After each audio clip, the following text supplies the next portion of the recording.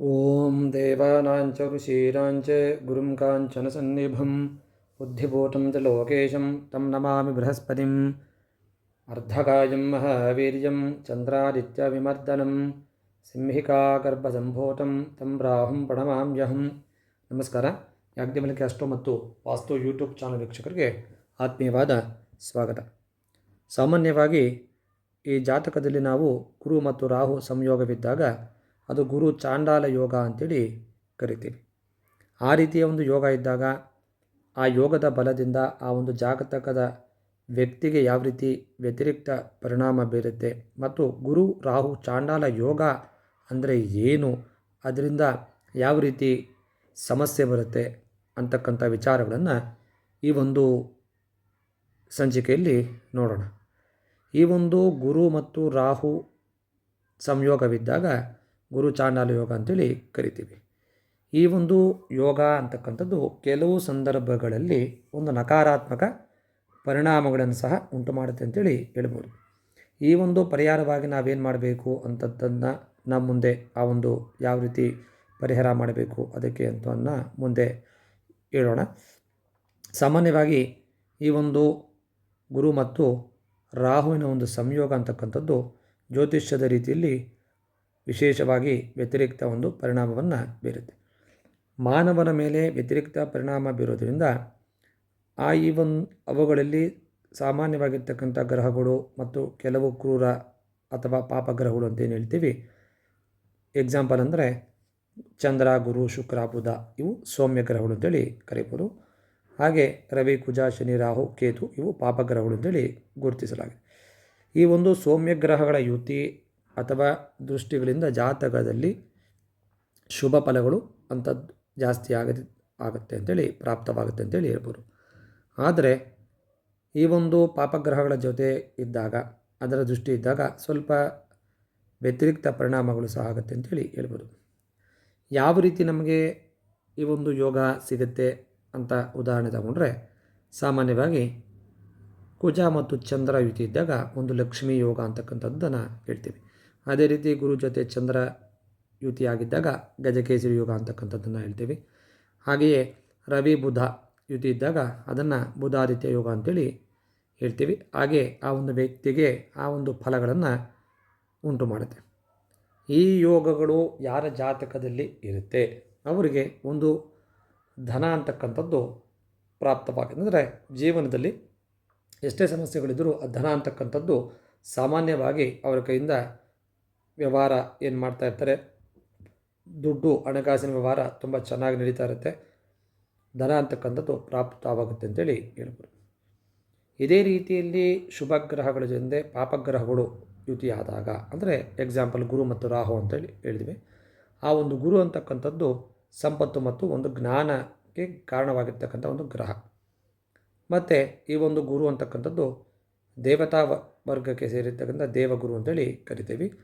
ಆ ಒಂದು ಗುರು ಅಂತಕ್ಕಂಥದ್ದು ಜಾತಕದಲ್ಲಿ 2, 5, 7, 9, 11ರಲ್ಲಿದ್ದಾಗ ಗುರುಬಲ ಇರುತ್ತೆ ಅಂತೇಳಿ ಹೇಳ್ಬೋದು. ಮತ್ತು ಗುರುವಿನ ಒಂದು ಸ್ವಂತ ಕ್ಷೇತ್ರಗಳು ಅಂದರೆ ಧನುಸ್ಸು ಮತ್ತು ಮೀನರಾಶಿ ಅಂತೇಳಿ ಗುರುವಿನ ಒಂದು ಸ್ವಂತ ಮನೆಯಾಗಿದೆ.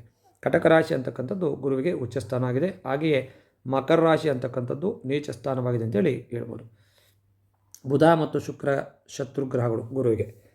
ಅದೇ ರೀತಿ ಗುರು ದಶೆ ಬಂದಾಗ 16 ವರ್ಷಗಳ ಒಂದು ಕಾಲ ಈ ಒಂದು ಗುರುದಶೆ ಅಂತಕ್ಕಂಥದ್ದು ಇರುತ್ತೆ. ಈ ಒಂದು ಗುರುಗ್ರಹ ಪ್ರತಿಯೊಬ್ಬರ ಒಂದು ಜೀವನದಲ್ಲಿ ಶಿಕ್ಷಣ ಮತ್ತು ಆರೋಗ್ಯದ ಮೇಲೆ ಒಂದು ವ್ಯತಿರಿಕ್ತ ಒಳ್ಳೆಯ ಪ್ರಭಾವವನ್ನು ಬೀರುತ್ತೆ ಅಂತೇಳಿರ್ಬೋದು. ಗುರು ಅಂತಕ್ಕಂಥದ್ದು ಕುಂಡಲಿಯಲ್ಲಿ ನೀಚನಾಗಿದ್ದಾಗ ಈ ಒಂದು ಮೇಲಿನ ಕ್ಷೇತ್ರಗಳೆಂದರೆ ವಿದ್ಯೆಗೆ ಸಂಬಂಧಪಟ್ಟ ಹಾಗೆ ಆಗಿರ್ಬೋದು ಅಥವಾ ಆರೋಗ್ಯದ ಸಂಬಂಧಪಟ್ಟ ಹಾಗೆ ಅಧಿಕ ಪ್ರಮಾಣದಲ್ಲಿ ತೊಂದರೆಯನ್ನು ಸಹ ಉಂಟು ಮಾಡುತ್ತೆ ಅಂತೇಳಿ ಹೇಳ್ಬೋದು. ಅಂತಹ ಗುರುವಿನೊಳಗೆ ರಾಹು ಅಥವಾ ಕೇತು ಇದ್ದಾಗ ಹೆಚ್ಚಿನ ರೀತಿಯಲ್ಲಿ ತೊಂದರೆ ಆಗುತ್ತೆ ಅಂತೇಳಿ ಹೇಳ್ಬೋದು. ಕಾರಣ ಈ ರಾಹು ಮತ್ತು ಕೇತು ಗ್ರಹಗಳು ಛಾಯಾ ಗ್ರಹಗಳು, ನಕಾರಾತ್ಮಕ ಗುಣಗಳ ಒಂದು ಗ್ರಹಣ ಆಗಿರುವುದರಿಂದ ಗುರು ಅಥವಾ ರಾಹು, ಗುರು ಅಥವಾ ಕೇತು ಈ ಒಂದು ಯುತಿ ಇರ್ತಕ್ಕಂಥ ಕಾರಣ ಗುರು ಚಾಂಡಾಲ ಯೋಗ ಅಂತಕ್ಕಂಥದ್ದು ಉಂಟಾಗುತ್ತೆ ಅಂತೇಳಿ ಹೇಳ್ಬೋದು. ಅದರಿಂದ ಅಶುಭ ಫಲಗಳು ಉಂಟಾಗುತ್ತೆ ಅಂತೇಳಿ ಹೇಳ್ಬೋದು. ವಿಶೇಷವಾಗಿ ಗುರುವಿನ ಜೊತೆ ಕೇತು ಗ್ರಹ ಯುತಿ ಇದ್ದಾಗ ಆ ಒಂದು ಜಾತಕನು ವಿಶೇಷವಾಗಿ ದೇವತಾ ಉಪಾಸಕನಾಗ್ತಾನೆ ಅಂತೇಳಿ ಹೇಳ್ಬೋದು. ಗುರು ಜೊತೆ ಕೇತು ಇರ್ತಕ್ಕಂಥ ಒಬ್ಬ ವ್ಯಕ್ತಿ ಯಾವಾಗಲೂ ಆ ಒಂದು ದೇವತಾ ಪೂಜೆ, ದೇವತೆಗೆ ಸಂಬಂಧಪಟ್ಟ ಹಾಗೆ ವಿಚಾರಗಳನ್ನು ಮಾತಾಡ್ತಕ್ಕಂಥದ್ದು ಈ ಒಂದು ಹೆಚ್ಚಿನ ರೀತಿಯಲ್ಲಿ ಇರುತ್ತೆ ಅಂತ ಹೇಳ್ಬೋದು. ಮತ್ತು ಆಧ್ಯಾತ್ಮದಲ್ಲಿ ವಿಶೇಷವಾಗಿರ್ತಕ್ಕಂಥ ಒಂದು ಆಸಕ್ತಿಯನ್ನು ಸಹ ಹೊಂದುತ್ತಾನೆ ಅಂತೇಳಿ ಹೇಳ್ಬೋದು. ಹಾಗಾಗಿ ಗುರು ಮಹಾದಶೆಯಲ್ಲಿ ರಾಹು ಅಥವಾ ಕೇತುವಿನಿಗೆ ಅಂತರ್ದಶೆ ಬಂದರೆ ಆ ಒಂದು ಸಂದರ್ಭದಲ್ಲಿ ಒಂದು ಸಮಸ್ಯೆ, ಅನಿಷ್ಟವಾದ ಫಲಗಳು ಸಹ ಉಂಟಾಗತ್ತೆ ಅಂತೇಳಿ ಹೇಳ್ತೀವಿ. ಆ ರೀತಿಯಲ್ಲಿ 5ನೇ ಮನೆಯಲ್ಲಿ ಗುರು ರಾಹು ಇದ್ದಾಗ ಸಂತಾನ ಭಾಗ್ಯ ಅಂತಕ್ಕಂಥದ್ದು ತಡವಾಗುತ್ತೆ. ಕಾರಣ ಆ ಒಂದು ಗುರುವಿನ ಜೊತೆ ರಾಹು ಇರೋದ್ರಿಂದ ಸಂತಾನಕ್ಕೆ ಅಡೆತಡೆ ಆಗುತ್ತೆ ಅಂತೇಳಿ ಹೇಳ್ಬೋದು. ಅದೇ ರೀತಿ ಲಗ್ನದ 7ರಲ್ಲಿ ಗುರು ಅಥವಾ ಕೇತು ಗುರು ಜೊತೆಗೆ ಕೇತು ಇದ್ದಾಗ ವಿವಾಹ ಅಂತಕ್ಕಂಥದ್ದು ತಡ ಆಗುತ್ತೆ, ವಿವಾಹಕ್ಕೆ ಸಮಸ್ಯೆಯನ್ನು ತಂದುಕೊಡುತ್ತೆ ಅಂತೇಳಿ ಹೇಳ್ಬೋದು.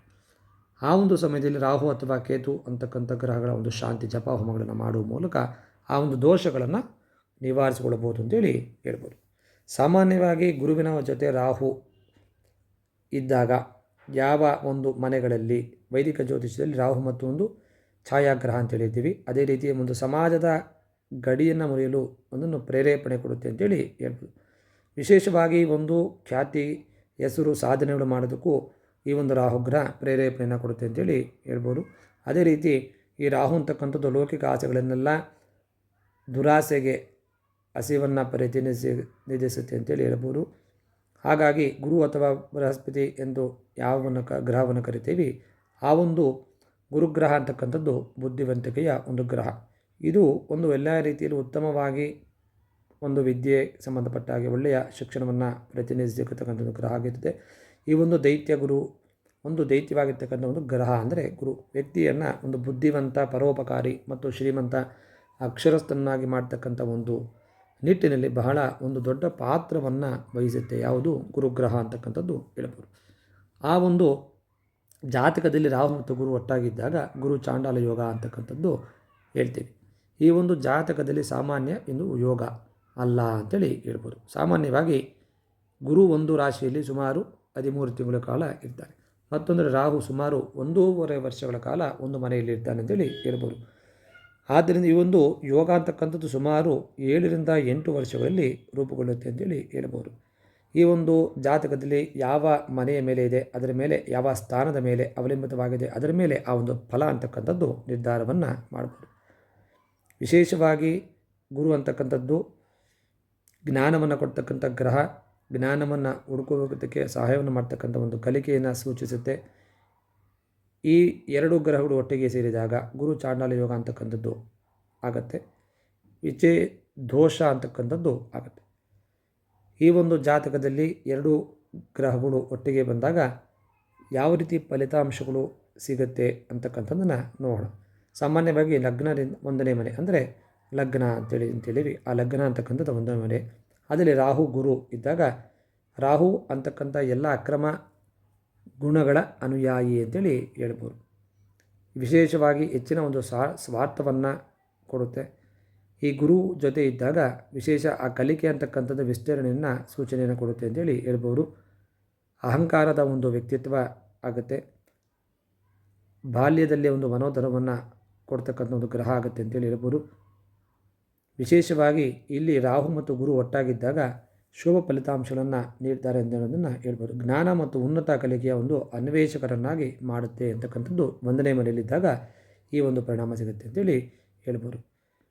2ನೇ ಮನೆಯಲ್ಲಿದ್ದಾಗ ಹಣಕಾಸಿನ ಅರ್ಥವನ್ನು ಸೂಚನೆ ಕೊಡುತ್ತೆ ಅಂತೇಳಿ ಹೇಳ್ಬೋದು. ಧನಭಾವದಲ್ಲಿ ಈ ಗ್ರಹಗಳು ಯುತಿ ಇದ್ದಾಗ ಒಂದು ಸಮೃದ್ಧಿ ಮತ್ತು ಅದೃಷ್ಟವನ್ನು ಸಹ ಪ್ರತಿನಿಧಿಸುತ್ತೆ ಅಂತೇಳಿ ಹೇಳ್ಬೋದು. ಮಾತಿನ ಒಂದು ವಿಧಾನ ಅಂತಕ್ಕಂಥದ್ದು ಬದಲಾವಣೆ ಆಗುತ್ತೆ ಅಂತೇಳಿ ಹೇಳ್ಬೋದು. ಆಗಾಗ ಗಲಾಟೆ ಅಂತಕ್ಕಂಥದ್ದು ವಿವಾದಗಳಿಗೆ ಸಿಲುಕುತ್ತಾರೆ ಅಂತೇಳಿ ಹೇಳ್ಬೋದು. ವಿಶೇಷ ರಾಹುವಿನ ಒಂದು ಪ್ರಭಾವದಿಂದ ಹಠಮಾರಿಗಳು ಆಗೋ ಚಾನ್ಸಸ್ಸು ಇದೆ ಅಂತೇಳಿ ಹೇಳುತ್ತೆ. 3ನೇ ಮನೆಯಲ್ಲಿ ರಾಹು ಮತ್ತು ಗುರು ಇದ್ದಾಗ ಈ ಒಂದು ಸಾಮರ್ಥ್ಯ, ಕೌಶಲ್ಯ ಕಲಿತಕ್ಕಂಥ ಒಂದು ಸಾಮರ್ಥ್ಯಗಳು, ಅಭ್ಯಾಸ ಅಂತೇನು ಹೇಳ್ತೀವಿ, ಅವು ಉತ್ತಮವಾದ ಒಂದು ಫಲಿತಾಂಶಗಳನ್ನು ಕೊಡುತ್ತೆ ಅಂತೇಳಿ ಹೇಳ್ಬೋದು. ರಾಹುಗ್ರಹ 3ನೇ ಮನೆಯಲ್ಲಿದ್ದಾಗ ಪ್ರಯಾಣಗಳಲ್ಲಿ ಒಂದು ಉತ್ತಮವಾದ ಅವಕಾಶಗಳನ್ನು ತಂದುಕೊಡುತ್ತೆ ಅಂತೇಳಿ ಹೇಳ್ಬೋದು. ಮಾಧ್ಯಮ ಕ್ಷೇತ್ರದಲ್ಲಿ ಈ 3ನೇ ಮನೆ ಗುರು ಮತ್ತು ರಾಹು ಇದ್ದಾಗ ಈ ಮಾಧ್ಯಮ ಕ್ಷೇತ್ರದಲ್ಲಿ ಈ ಒಂದು ವ್ಯಕ್ತಿ ಯಶಸ್ವಿ ಆಗ್ತಾರೆ ಅಂತೇಳಿ ಹೇಳ್ಬೋದು. ಲೇಖಕರಾಗ್ತಕ್ಕಂಥದ್ದು ಸಂಭವ ಅಥವಾ ಕಲಾವಿದರಾಗ್ತಕ್ಕಂಥ ಒಂದು ಅವಕಾಶಗಳು ಒದಗಿ ಬರುತ್ತೆ. 4ನೇ ಮನೆಯಲ್ಲಿ ಗುರು ಮತ್ತು ರಾಹು ಇದ್ದಾಗ ಈ ಒಂದು ಸುಖದ ಭಾಗ್ಯ, ಮನೆಗೆ ಸಂಬಂಧಪಟ್ಟ ಆಸ್ತಿ, ಲಾಭಗಳು, ಭೂಮಿಗೆ ಸಂಬಂಧಪಟ್ಟ ಲಾಭಗಳು ತಾಯಿಯೊಂದಿಗೆ ಒಂದು ಸಂಬಂಧವನ್ನು ಪ್ರತಿನಿಧಿಸುತ್ತೆ ಅಂತೇಳಿ ಹೇಳ್ಬೋದು. ಹಾಗಾಗಿ ಈ ಒಂದು ತಾಯಿಯ ಮೇಲೆ ಹೆಚ್ಚಿನ ರೀತಿಯ ಒಂದು ಪ್ರೀತಿ ಬಾಂಧವ್ಯವನ್ನು ಹೊಂದಿರ್ತಾರೆ ಅಂತೇಳಿ ಹೇಳ್ಬೋದು. ಜೀವನದ ಒಂದು ಉದ್ದಕ್ಕೂ ಅವರ ಒಂದು ತಾಯಿಯ ಸುತ್ತಾನೆ ಈ ಒಂದು ವ್ಯಕ್ತಿ ವಾಸ ಮಾಡ್ತಾರೆ ಅಂತೇಳಿ ಹೇಳ್ಬೋದು.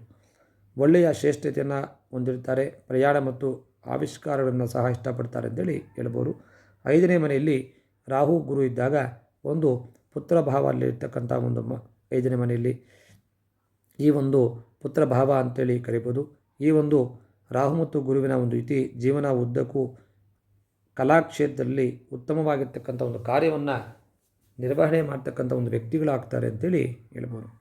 ಮತ್ತು ಕೆಲವು ಸಮಯಗಳಲ್ಲಿ ಹೆಚ್ಚಿನ ಒಂದು ಜೂಜಾಟ ಅಥವಾ ಮಾದಕ ದ್ರವ್ಯಗಳನ್ನು ಸೇವನೆ ಮಾಡ್ತಕ್ಕಂಥ ಒಂದು ಅವಕಾಶಗಳು ಆಗುತ್ತಾರೆ ಅಂತ ಹೇಳ್ಬೋದು. 6ನೇ ಮನೆಯಲ್ಲಿ ಈ ಒಂದು ಯುತಿ ಇದ್ದಾಗ ಗುರುವಿನ ಒಂದು ಸಂಯೋಜನೆ ಅಂತಕ್ಕಂಥದ್ದು ವಿಶೇಷವಾಗಿ ಬ್ಯಾಂಕ್, ಷೇರು ಮಾರುಕಟ್ಟೆ ಅಂತೇನು ಹೇಳ್ತೀವಿ, ಅದಕ್ಕೆ ಹಣಕಾಸು ಕ್ಷೇತ್ರಗಳು ಅಂತ ಹೇಳ್ತೀವಿ, ಒಳ್ಳೆಯ ಒಂದು ಹೆಸರನ್ನು ಮಾಡ್ತಕ್ಕಂಥ ಒಂದು ಅವಕಾಶಗಳು ಇವರಿಗೆ ಸಿಗುತ್ತೆ ಅಂತೇಳಿ ಹೇಳುತ್ತೆ. ಈ ಒಂದು 7ನೇ ಮನೆಯಲ್ಲಿ ಈ ರಾಹು ಮತ್ತು ಗುರು ಇದ್ದಾಗ ವಿಶೇಷವಾಗಿ ಶುಭ ಫಲಿತಾಂಶ ಅಂತಕ್ಕಂಥದ್ದು ಕೊಡೋದಿಲ್ಲ. ಈ ಒಂದು ಸಂಯೋಜನೆ ಇದ್ದಾಗ ಮದುವೆಯಲ್ಲಿ ವಿಳಂಬ ಆಗೋದಕ್ಕೆ ಕಾರಣ ಆಗುತ್ತೆ. ಗುರುವಿನ ಒಂದು ಕಾರಕವನ್ನು ಹೊಂದಿರತಕ್ಕಂಥ ಸಂಗಾತಿಯನ್ನು ಕಂಡುಕೊಳ್ಬೋದು ಅಂತೇಳಿ ಹೇಳ್ಬೋದು. ಮತ್ತು ಜೀವನದ ಒಂದು ದಾಂಪತ್ಯ ಜೀವನದ ಅದರಲ್ಲಿ ಒಂದು ಸಂತೋಷ ಅಂತಕ್ಕಂಥದ್ದು ಸ್ವಲ್ಪ ಸಾಧ್ಯತೆ ಕಮ್ಮಿ ಇರುತ್ತೆ ಅಂತೇಳಿ ಹೇಳ್ಬೋದು. 8ನೇ ಮನೆ ಅಂತಕ್ಕಂಥದ್ದು ಲಾಭ ಅಂತೇನು ಹೇಳ್ತೀವಿ, ಆ ಲಾಭ ಹಠಾತ್ ನಷ್ಟವನ್ನು ನಿಯಂತ್ರಣ ಮಾಡ್ತಕ್ಕಂಥ ಒಂದು ಈ 8ನೇ ಮನೆ ಅಂತೇಳಿ ಹೇಳ್ಬೋದು. ಮತ್ತು 8ನೇ ರಾಹು ಮತ್ತು ಗುರುಗಳ ಒಂದು ಸಂಯೋಗ ಅಂತದ್ದು ತುಂಬ ಅಪಾಯಕಾರಿ ಆಗಿ ಇರುತ್ತೆ ಅಂತೇಳಿ ಹೇಳ್ಬೋದು. ಕಾರಣ ಆಧ್ಯಾತ್ಮಿಕ ಪರಿವರ್ತನೆಯನ್ನು ಪಡೆಯತಕ್ಕಂಥ ಒಂದು ಸಂದರ್ಭ ಈ ಮನೆಯಲ್ಲಿ ಸಿಗುತ್ತೆ ಅಂತೇಳಿ ಹೇಳ್ಬೋದು. ಹಠಾತ್ತಾಗಿ ಸಮಸ್ಯೆಗಳಾಗ್ತಕ್ಕಂಥ ಸಂದರ್ಭಗಳು ಬರುತ್ತೆ. ವಿಶೇಷ ಆಧ್ಯಾತ್ಮಿಕವಾಗಿ ಶಿಕ್ಷಕರಾಗ್ಬೋದು ಅಥವಾ ಜ್ಯೋತಿಷಿಗಳಾಗ್ಬೋದು, ಭವಿಷ್ಯವನ್ನು ಹೇಳ್ತಕ್ಕಂಥ ವ್ಯಕ್ತಿಗಳು ಆಗ್ತಾರೆ ಅಂತೇಳಿ ಹೇಳ್ಬೋದು. 9ನೇ ಮನೆಯಲ್ಲಿ ಈ ಭಾಗ್ಯಸ್ಥಾನದಲ್ಲಿ ಈ ಗ್ರಹಗಳು ಯುತಿಯಾದಾಗ ದಾನ ಮಾಡ್ತಕ್ಕಂಥ ಒಲವು ಜಾಸ್ತಿ ಆಗುತ್ತೆ ಅಂತೇಳಿ ಹೇಳ್ಬೋದು. ಉತ್ತಮವಾದ ಒಂದು ಫಲಿತಾಂಶಗಳನ್ನು ಕೊಡುತ್ತೆ. ಅದೇ ರೀತಿ ಶಿಕ್ಷಕರು ಅಥವಾ ಆಧ್ಯಾತ್ಮಿಕ ಮಾರ್ಗದರ್ಶಕವನ್ನು ಮಾಡ್ತಕ್ಕಂಥವರು ಆಗ್ತಾರೆ ಅಂತೇಳಿ ಹೇಳ್ಬೋದು. ಉದಾರ ಮನೋಭಾವವನ್ನು ಹೊಂದಿರ್ತಾರೆ ಅಂತಲೂ ಸಹ ಹೇಳ್ಬೋದು. ಜೀವನದಲ್ಲಿ ಒಳ್ಳೆಯ ಖ್ಯಾತಿಯನ್ನು ಗಳಿಸುತ್ತಾರೆ. ಒಳ್ಳೆಯ ಒಂದು ಉತ್ತಮವಾದ ಸ್ವಭಾವವನ್ನು ಹೊಂದಿರ್ತಾರೆ ಅಂಥೇಳಿ ಹೇಳ್ಬೋದು. 10ನೇ ಮನೆಯಲ್ಲಿ ರಾಹು ಗುರು ಇದ್ದಾಗ ಕರ್ಮಸ್ಥಾನದಲ್ಲಿದ್ದಾಗ ವ್ಯತಿರಿಕ್ತವಾದ ಒಂದು ಫಲಿತಾಂಶವನ್ನು ಕೊಡುತ್ತೆ. ಅಂದರೆ ಕೆಲಸದಲ್ಲಿ ತೃಪ್ತಿ ಇರುವುದಿಲ್ಲ. ಅವರು ಮಾಡ್ತಾ ಇರ್ತಕ್ಕಂಥ ಕೆಲಸದಲ್ಲಿ ತೃಪ್ತಿ ಅಂತಕ್ಕಂಥದ್ದು ಕಮ್ಮಿ ಆಗುತ್ತೆ. ಯಾವುದೇ ಒಂದು ಕೆಲಸಗಳಲ್ಲಿ ವೃತ್ತಿ ಜೀವನವನ್ನು ಹೊಂದಲು ಅವರು ವಿಫಲರಾಗ್ತಾರೆ ಅಂತೇಳಿ ಹೇಳ್ಬೋದು. ಜೀವನ ಅದೊಂದು ಉದ್ದಕ್ಕೂ ಉತ್ತಮ ಕೆಲಸ ಬೇಕು ಅಂದಾಗ ಅನೇಕ ಕಡೆ ಅಲಿಬೇಕಾಗತ್ತೆ, ಒಂದು ಪರಿಸ್ಥಿತಿ ಬರುತ್ತೆ. ಉದ್ಯೋಗಗಳನ್ನು ಸದಾ ಬದಲಾವಣೆಯನ್ನು ಮಾಡ್ತಾ ಇರ್ತಾರೆ. ಆ ಒಂದು ಕೆಲಸದಲ್ಲಿ ತೃಪ್ತಿ ಅಂತಕ್ಕಂಥದ್ದು ಇವರಿಗೆ ಸಿಗೋದಿಲ್ಲ. ಹಾಗಾಗಿ ಈ ಒಂದು ಲಾಭಗಳನ್ನು 10ನೇ ಮನೆಯಲ್ಲಿ ಸಿಗುತ್ತೆ. 11ನೇ ಮನೆಯಲ್ಲಿ ಲಾಭ ಆಗ್ತಕ್ಕಂಥ ಸಮೃದ್ಧಿಯ ಲಾಭ, ಸಂಪತ್ತು, ಖ್ಯಾತಿಯನ್ನು ನಿಯಂತ್ರಿಸುತ್ತೆ ಈ ಒಂದು 11ನೇ ಮನೆ ಅಂತೇಳಿ ಹೇಳ್ಬೋದು. ಅದರಿಂದ ಅಪಾರವಾಗಿ ಒಂದು ಶ್ರೀಮಂತನಾಗಿ ಮಾಡ್ತಕ್ಕಂಥ ಒಂದು ಲಾಭದ ಮನೆಯಲ್ಲಿ 11ನೇ ಮನೆಯಲ್ಲಿ ಕ್ಲಬ್ ಆದಾಗ ಶ್ರೀಮಂತನನ್ನಾಗಿ ಮಾಡುತ್ತೆ ಆ ವ್ಯಕ್ತಿಯನ್ನು ಅಂತೇಳಿ ಹೇಳ್ಬೋದು. ಮತ್ತು ಹೆಚ್ಚಿನ ಒಂದು ಗಳಿಸ್ತಕ್ಕಂಥ ಆದಾಯ, ದಾನ ಮಾಡ್ತಕ್ಕಂಥ ಒಂದು ಪ್ರವೃತ್ತಿಯನ್ನು ಸಹ ಹೊಂದಿರ್ತಾರೆ ಈ ಮನೆಯಲ್ಲಿ ಇರ್ತಕ್ಕಂಥ ವ್ಯಕ್ತಿಗಳಿಗೆ ಅಂತೇಳಿ ಹೇಳ್ಬೋದು. ವಿಶೇಷವಾಗಿ ಗುರುವಿನ ಒಂದು ಶುಭ ಫಲ ಆಗಿ ಮಕ್ಕಳ ಬಗ್ಗೆ ಒಳ್ಳೆಯ ಒಂದು ಪ್ರೀತಿ ವಿಶ್ವಾಸವನ್ನು ಹೊಂದಿರ್ತಾರೆ ಅಂತೇಳಿ ಹೇಳ್ಬೋದು. ಮನೆಯಲ್ಲಿ ವಿಶೇಷವಾಗಿ ಆಧ್ಯಾತ್ಮಿಕದ ಅಧ್ಯಯನದಲ್ಲಿ ತೀವ್ರ ಆಸಕ್ತಿಯನ್ನು ಸಹ ಹೊಂದಿರ್ತಾರೆ. ಈ ರೀತಿ 11ನೇ ಮನೆಯಲ್ಲಿ ಗುರು ಮತ್ತು ರಾಹು ಇದ್ದಾಗ ಆಧ್ಯಾತ್ಮಿಕದ ಒಂದು ಅಧ್ಯಯನದಲ್ಲಿ ವಿಶೇಷವಾದ ಒಂದು ಪರಿಣಿತಿಯನ್ನು ಸಹ ಹೊಂದಿರ್ತಾರೆ ಅಂತೇಳಿ ಹೇಳ್ಬೋದು. 12ನೇ ಮನೆಯಲ್ಲಿ ಗುರು ಮತ್ತು ರಾಹು ಇದ್ದಾಗ ವಿಶೇಷ ಅಂತೇನು ಹೇಳ್ತೀವಿ, ಈ ಒಂದು ಸೆರೆವಾಸ ಅಂದರೆ ಜೈಲು ಅಂತೇನು ಹೇಳ್ತೀವಿ, ಆ ಒಂದು ಸಂಭವ ಆಗ್ತಕ್ಕಂಥ ಅವಕಾಶಗಳು ಸಹ ಸಿಗುತ್ತೆ. ಅಂದರೆ ಸೆರೆವಾಸವನ್ನು ಗುರು ಮತ್ತು ರಾಹು 12 ಮನೆಯಲ್ಲಿದ್ದಾಗ ಜೈಲಿಗೆ ಹೋಗ್ತಕ್ಕಂಥ ಒಂದು ಸಂದರ್ಭಗಳು ಆಗತ್ತೆ. ಮತ್ತು ಆರೋಗ್ಯದ ಸಮಸ್ಯೆಗಳು ಮಾನಸಿಕವಾಗಿ 2 ಇಲ್ಲಿ ಜೈಲಿಗೆ ಹೋಗ್ತಕ್ಕಂಥ ಒಂದು ಸಂದರ್ಭ ಆಗ್ಬೋದು, ಅಥವಾ ಆರೋಗ್ಯ ಸಮಸ್ಯೆಗಳು ಆಗ್ತಕ್ಕಂಥ ಸಂದರ್ಭ ಬರುತ್ತೆ. ಹಾಗಾಗಿ 2 ಸಮಸ್ಯೆಗಳಿಂದ ಬಳಲ್ತಾರೆ ಅಂತ ಹೇಳ್ಬೋದು. ವಿಶೇಷ ಏನಪ್ಪ ಅಂದರೆ ಉತ್ತಮ ವೃತ್ತಿ ಮತ್ತು ಮಾರ್ಗ ಅದರಲ್ಲಿ ಒಳ್ಳೆಯ ಲಾಭ ಸಿಗುತ್ತೆ. ಆದಾಯವನ್ನು ಹೆಚ್ಚು ಮಾಡಿಕೊಳ್ತಕ್ಕಂಥ ಸಂದರ್ಭದ ಮೂಲಕ ವಿದೇಶಕ್ಕೆ ಹೋಗಬೇಕಾದ ಪರಿಸ್ಥಿತಿಯು ಸಹ ಸಿಗುತ್ತೆ. ಅಂದರೆ 12 ಮನೆಯಲ್ಲಿ ರಾಹು ಮತ್ತು ಗುರು ಇದ್ದಾಗ ವಿದೇಶದಲ್ಲಿ ಅಂದರೆ ವೃತ್ತಿಯ ಮಾರ್ಗವಾಗಿ ಕೆಲಸಕ್ಕೆ ಸಂಬಂಧಪಟ್ಟ ಹಾಗೆ ಅವರು ವಿದೇಶದಲ್ಲಿ ವಾಸ ಮಾಡ್ತಕ್ಕಂಥ ಒಂದು ಸಂದರ್ಭವೂ ಸಹ ಸಿಗುತ್ತೆ. ಮತ್ತು ನಿರಂತರವಾಗಿ ಖರ್ಚು ಚಲನೆ ಅಂದರೆ ಯಾವಾಗೂ ಫಾರಿನು ಈ ಕಡೆ ಹೋಗಿ ಓಡಾಡೋ ಸಲುವಾಗಿ, ಓದುವ ಒಂದು ಸಲುವಾಗಿ ಆಗ್ಬೋದು, ಯಾವಾಗಲೂ ಉದಾರವಾಗಿ ಖರ್ಚು ಮಾಡ್ತಕ್ಕಂಥ ಒಂದು ಸಂದರ್ಭಗಳು ಜಾಸ್ತಿ ಆಗುತ್ತೆ ಅಂತೇಳಿ ಹೇಳ್ಬೋದು. ಹಾಗಾಗಿ ಈ ರೀತಿ ಇದ್ದಾಗ ಈ ಒಂದು ಗುರು ಮತ್ತು ರಾಹುವಿನ ಒಂದು ಸಮಸ್ಯೆಗಳಿದ್ದಾಗ ಕೆಲವೊಂದು ಪರಿಹಾರಗಳನ್ನು ಜ್ಯೋತಿಷ್ಯದಲ್ಲಿ ಹೇಳಿದ್ದಾರೆ. ಆ ರೀತಿಯ ಒಂದು ಪರಿಹಾರಗಳನ್ನು ಮಾಡಿಕೊಂಡಾಗ ಸಮಸ್ಯೆ ಅಂತಕ್ಕಂಥದ್ದು ದೂರ ಆಗುತ್ತೆ. ಮತ್ತು ಗುರುವಿನ ಜೊತೆ ರಾಹು ಈ ಒಂದು ಸಮಯದಲ್ಲಿ ಜನಿಸಿರ್ತಕ್ಕಂಥ ಮಕ್ಕಳು ರಾಜ ಸಮಾನರಾಗ್ತಾರೆ ಅಂಥೇಳಿ ಹೇಳ್ಬೋದು. ಕಾರಣ ಜಾತಕದಲ್ಲಿ ಲಕ್ಷ್ಮಿಯ ಒಂದು ಯೋಗ ಇದ್ದಾಗ ಸಂಪತ್ತಿನ ಅಧಿಪತಿಯಾಗ್ತಾರೆ. ಅದೇ ರೀತಿ ಲಕ್ಷ್ಮಿ ಯೋಗದ ಜೊತೆ ಸಕಲ ಸಂಪತ್ತನ್ನು ರಾಜ ಸಮಾನರಾಗಿ ಆಗ್ತಾರೆ ಅಂತೇಳಿ ಹೇಳ್ಬೋದು. ಜಾತಕದಲ್ಲಿ ಗುರು ಮತ್ತು ಕೇತು ಸೇರಿದಾಗ ಒಳ್ಳೆಯ ಒಂದು ಯೋಗ ನೀಡ್ತಕ್ಕಂಥ ಇದೆ, ಲಕ್ಷ್ಮಿ ಯೋಗ ಅಂತಕ್ಕಂಥದ್ದು ಸಿಗುತ್ತೆ ಅಂತೇಳಿ ಹೇಳ್ಬೋದು. ಗುರು ಮತ್ತು ರಾಹುನ ಒಂದು ಚಾಂಡಾಲ ಯೋಗದ ಜಾತಕದಲ್ಲಿ ಗುರು ಮತ್ತು ರಾಹು ಮೇಷರಾಶಿಯಲ್ಲಿ ಕೂಡಿದ್ದಾಗ ಆ ಒಂದು ಅವಧಿಯಲ್ಲಿ ಜನಿಸಿರ್ತಕ್ಕಂಥ ಮಕ್ಕಳು ಅತ್ಯುತ್ತಮ ಯೋಗದಿಂದ ಜನಿಸುತ್ತಾರೆ ಅಂತೇಳಿ ಕೆಲವೊಂದು ಪುಸ್ತಕಗಳಲ್ಲಿ ವಿವರಣೆಯನ್ನು ಸಹ ಕೊಟ್ಟಿದ್ದಾರೆ. ಹಾಗಾಗಿ ಇದಕ್ಕೆ ಸಂಬಂಧಪಟ್ಟ ಹಾಗೆ ಪರಿಹಾರಗಳನ್ನು ಈ ರೀತಿ ಗುರು ಮತ್ತು ರಾಹುವಿನ ಯುತಿ ಇದ್ದಾಗ ಅದಕ್ಕೆ ಸಂಬಂಧಪಟ್ಟ ಪರಿಹಾರಗಳನ್ನು ಮಾಡುವ ಮುಖಾಂತರ, ಅಂದರೆ ಯಾವ ರೀತಿ ಪರಿಹಾರಗಳನ್ನು ಮಾಡಬೇಕು ಅಂದರೆ ಓಂ ಬೃಹಸ್ಪತಿಯೇ ನಮಃ ಅಂತಕ್ಕಂಥದ್ದು ಗುರುವಿನ ಮಂತ್ರ. ಹಾಗೆ ಓಂ ಭ್ರಾಂ ಭ್ರೌಂ ಸಹ ರಾಹುವೇ ನಮಃ ಅಂತಕ್ಕಂಥದ್ದು ರಾಹುವಿನ ಒಂದು ಮಂತ್ರ. ಹಳದಿ ವಸ್ತುಗಳನ್ನು ದಾನ ಮಾಡುವುದು, ಅಂದರೆ ಪ್ರತಿ ಗುರುವಾರ ಹಳದಿ ಬಟ್ಟೆ, ಕಡಲೆಬೇಳೆ ಆಗ್ಬೋದು, ಕೇಸರಿ ಆಗ್ಬೋದು, ಈ ಒಂದು ವಸ್ತುಗಳನ್ನು ದಾನ ಮಾಡ್ತಕ್ಕಂಥದ್ದು. ಗುರು ಮತ್ತು ರಾಹುವಿನ ಒಂದು ಆರಾಧನೆ ಮಾಡ್ತಕ್ಕಂಥದ್ದು. ಯಾವಾಗ ಜಾತಕದಲ್ಲಿ ಗ್ರಹಗಳ ಸಮಸ್ಯೆ ಆಗಿದೆ ಅಂದಾಗ ಅದಕ್ಕೆ ತಕ್ಕ ಶಾಂತಿಗಳನ್ನು ಮಾಡುವ ಮುಖಾಂತರ, ಗ್ರಹಗಳಿಗೆ ಸಂಬಂಧಿಸಿದ ಶಾಂತಿ ಪೂಜೆಯನ್ನು ಮಾಡತಕ್ಕಂಥ ಸಂದರ್ಭ ಬಂದಾಗ ಆ ರೀತಿಯಲ್ಲಿ ಸಮಸ್ಯೆ ಅಂತಕ್ಕಂಥದ್ದು ದೂರ ಆಗುತ್ತೆ. ಮತ್ತು ಗುರುಗ್ರಹದ ಅನುಗ್ರಹಕ್ಕಾಗಿ ಪ್ರತಿ ಗುರುವಾರ ಈಗ ಹೇಳಿರ್ತಕ್ಕಂಥ ಪರಿಹಾರಗಳನ್ನು ಮಾಡಿ, ರಾಹುವಿನ ಅನುಗ್ರಹಕ್ಕಾಗಿ ದುರ್ಗಾದೇವಿಯ ಒಂದು ಆರಾಧನೆಯನ್ನು ಹೆಚ್ಚಿನ ರೀತಿಯಲ್ಲಿ ಮಾಡೋದ್ರಿಂದ ಕೆಲವು ಸಮಸ್ಯೆಗಳು ದೂರ ಆಗುತ್ತೆ ಅಂತೇಳಿ ಹೇಳ್ಬೋದು. ಹಾಗಾಗಿ ಯಾರಿಗೆಲ್ಲ ಜಾತಕದಲ್ಲಿ ಗುರು ಮತ್ತು ರಾಹು ಚಾಂಡಾಲ ಯೋಗ ಇರ್ತಕ್ಕಂಥವರು ಈ ಒಂದು ಸಣ್ಣ ಪರಿಹಾರಗಳನ್ನು ಮಾಡಿಕೊಂಡು ಗುರುವಿನ ಅನುಗ್ರಹವನ್ನು ಪಡೆಯುವ ಮುಖಾಂತರ ಮತ್ತು ಜೊತೆಗೆ ರಾಹುವಿನ ಅನುಗ್ರಹವನ್ನು ಪಡೆಯುವ ಮುಖಾಂತರ ನಿಮ್ಮ ಜೀವನದಲ್ಲಿ ನೀವು ಬೇಕಾಗಿರ್ತಕ್ಕಂಥ ಒಂದು ಒಳ್ಳೆಯ ಅನುಗ್ರಹ, ಆ ಒಂದು ಗ್ರಹಗಳ ಅನುಗ್ರಹವನ್ನು ಪಡೀಬೋದು.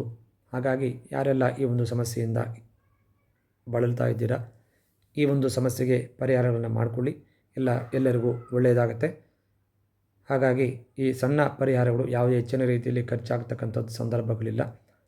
ಪರಿಹಾರಗಳನ್ನು ನೀವು ಮಾಡಿಕೊಂಡು ಅದರಿಂದ ಒಳ್ಳೆಯ ಫಲಗಳನ್ನು ನಿರೀಕ್ಷಣೆಯನ್ನು ಮಾಡಬಹುದು. ಎಲ್ಲರಿಗೂ ಒಳ್ಳೆಯದಾಗಲಿ. ನಮಸ್ಕಾರ.